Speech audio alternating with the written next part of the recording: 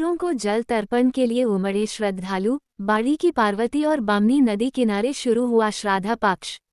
तर्पण। बाड़ी श्राद्ध पक्ष की शुरुआत रविवार से हो गई है। इस अवसर पर बसेरी रोड स्थित पार्वती नदी और सरमथुरा रोड स्थित बामनी नदी पर बड़ी संख्या में श्रद्धालु पहुंचे और पितरों को जल तर्पण किया। आचार्य श्री बाबू पचौरी, पंडित महेश पाराशर ने विधि विधान से तर्पण संपन्न कराया। आचार्य महेश पाराशर ने बताया कि इस बार श्राद्ध पक्ष 15 दिन का रहेगा। ये भाद्र मास की पूर्णिमा से शुरू होकर अश्विन मास की अमावस्या तक 7 सितंबर से 21 सितंबर चलेगा। परंपरा के अनुसार जिस तिथि को पूर्वज का देहांत हुआ हो, उस दिन विप्र को भोजन कराया जाता है।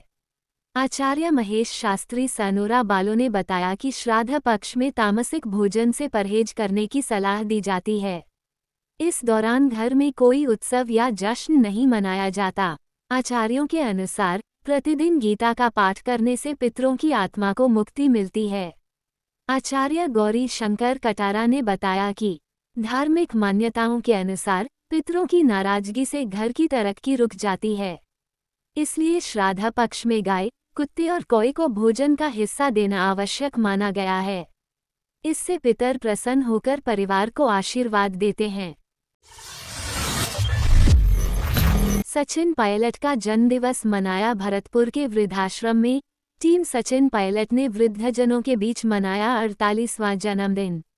भरतपुर वरिष्ठ कांग्रेसी सुबोध चंसोरिया ने जानकारी देते हुए कहा कि अखिल भारतीय कांग्रेस कमेटी के महासचिव, पूर्व उप मुख्यमंत्री एवं प्रदेश कांग्रेस कमेटी के पूर्व अध्यक्ष सचिन पायलट का 48वां जन्मदिन रविवार को टीम सचिन पायलट ने सादगीपूर्ण ढंग से मनाया।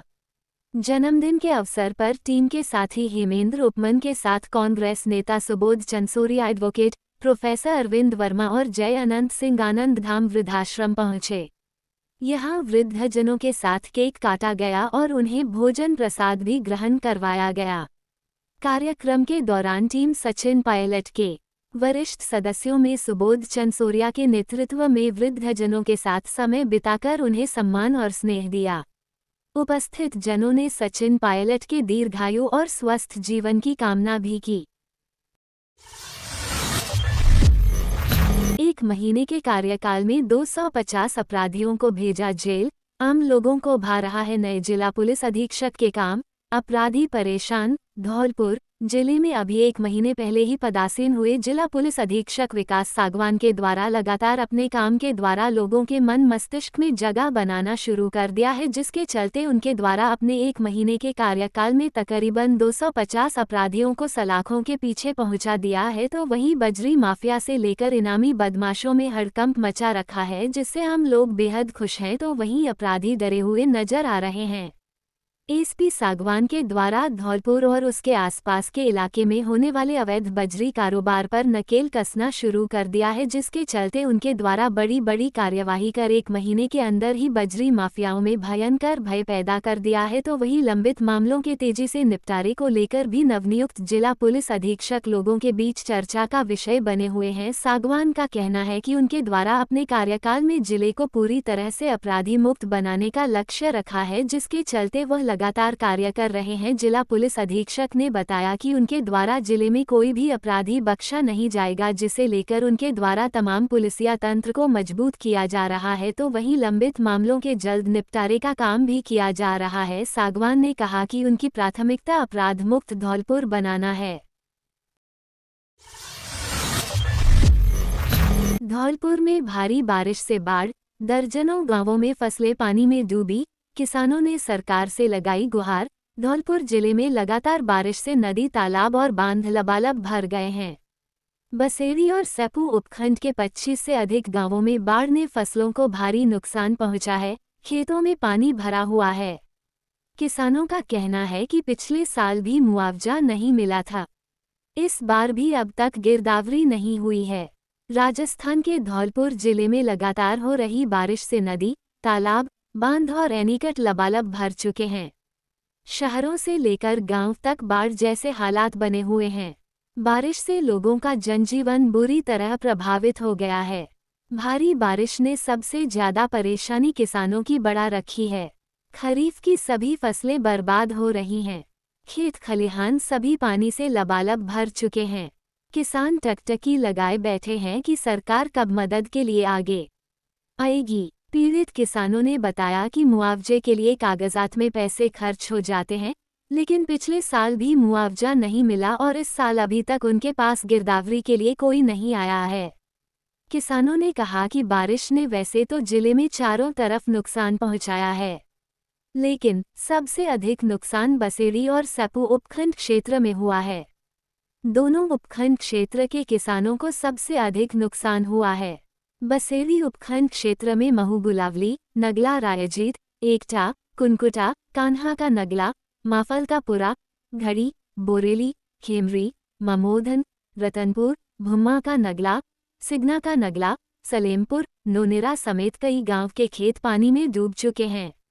वहीं सेपू उपखंड में कैथरी, राजा का नगला, ठाकुरदास का नगला, रजोरा कला, रोहाई, सहरोली, कोकरा, मानकरा, नगरिया, चाहलपुरा, ईटकी, बाला का नगला, परौआ, नगला हरनाथ, बाला का नगला, मोतीराम का नगला, कनासिल समेत 25 से अधिक गांव में बाढ़ जैसे हालत बने हुए। इन दोनों उपखंड क्षेत्रों में खेत, रास्ते, स्कूल और पंचायत भवन पानी में डूबे हुए हैं। इस मॉनसून सीजन में जुलाई के महीने में चंबल और पार्वती नदी की बाढ़ ने पहले ही राजाखेड़ा, सरमथुरा, बाड़ी और धौलपुर क्षेत्र के 5 दर्जन से अधिक गांव और ढानियों में फसल को चौपट कर दिया था और अब लगातार हो रही बारिश से सेपू और बसेड़ी उपखंड क्षेत्र के 25 से अधिक गांव को जलमग्न कर दिया है। किसानों ने बताया कि जून के महीने में खरीफ और नकदी फसल की बुवाई की थी। फसल बुवाई होने के बाद से ही बारिश का दौर शुरू हो गया। 2.5 महीने तक लगातार हुई बरसात से सभी फसल खेतों में बर्बाद हो गई और किसानों के अरमानों पर आसमानी आफत ने पानी फेर दिया। किसानों ने बताया कि आजीविका का दूसरा साधन मवेशी पालन भी किसानों के हाथों से निकल गया है। खेतों में चारा भी नष्ट हो गया है। किसान सरकार से उचित मुआवजे की मांग कर रहे हैं ताकि थोड़ी राहत मिल सके। किसानों ने कहा कि अगर सरकार ने मदद नहीं की तो उन्हें काम के लिए शहरों में पलायन करना पड़े। बता दें कि हाड़ौती क्षेत्र में हो रही लगातार बारिश से चंबल नदी का जल स्तर लगातार बढ़ रहा है। कोटा बैराज से पानी छोड़े जाने के बाद वर्तमान में चंबल नदी तीसरी बार खतरे के निशान से ऊपर बह रही है। उधर पार्वती बांध से लगातार पानी छोड़े जाने से पार्वती नदी छठी बार उफान पर आ गई है, जिसके कारण सपू बाड़ी रपट मार्ग, मालोनी खुर्द रपट मार्ग, सखवारा रपट मार्ग, ठेकुली रपट, जस्सूपुरा, नादौली रपट मार्ग पर करीब 4 फीट पानी की चादर चलने से 50 से अधिक गांव और ढानियों के संपर्क जिला मुख्यालय से कट गया है। धौलपुर जिले में 7 बांधों में से 6 बांध ओवरफ्लो चल रहे हैं। विनोद बंसल, राष्ट्रीय प्रवक्ता, विश्व हिंदू परिषद, नई दिल्ली ने अपना घर आश्रम का किया अवलोकन।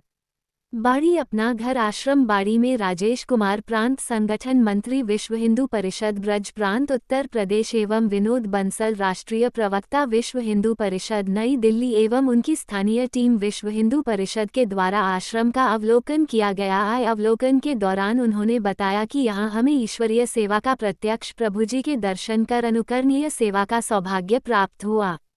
प्रभु जनों की सेवा, आश्रम की व्यवस्था, श्रद्धापूर्वक सेवा करने वाले निस्वार्थ सेवक, आश्रम समिति सदस्य, आश्रम के सेवादार द्वारा हो रही प्रभु जी की चिकित्सा, भोजन निर्माण, आवास व्यवस्था देखने योग्य है। इस अवसर पर अपना घर के वरिष्ठ सदस्य रामनिवास गर्ग बगदा वाले, मनोज मोदी, कमलेश गर्ग, संरक्षक अपना घर, अनिल गर्ग, सेवा साथी उपस्थित रहे। प्रकार की सेवा, शुश्रूषा और निस्वार्थ भाव से जो कहते हैं कि प्राणी मात्र की वास्तव में जो हमारी शास्त्रोक्त विधि से सेवा करने का जो विधान है, वो सेवा की एक अनुपम और अनूठी मिसाल इस अपना घर बाड़ी में है। जो मैंने कई प्रभु जी से भी बात करी, यहाँ के सभी व्यवस्थापकों से मेरी चर्चा हुई और मुझे लगा कि वास्तव में ये एक अनुकरणीय पहल है जो कि विश्व के मानवता की रक्षा के लिए और विश्व में वास्तव में जो लोग परेशान हैं, पीड़ित हैं, उनके दुख दर्द को कम करने के लिए एक बड़ा काम इस अपनागरवाड़ी ने अपनाया है। इसके लिए सभी पूरे टीम, उनका प्रबंधन और सहयोगी और सेवादार सभी बधाई और साधुवाद के पात्र हैं।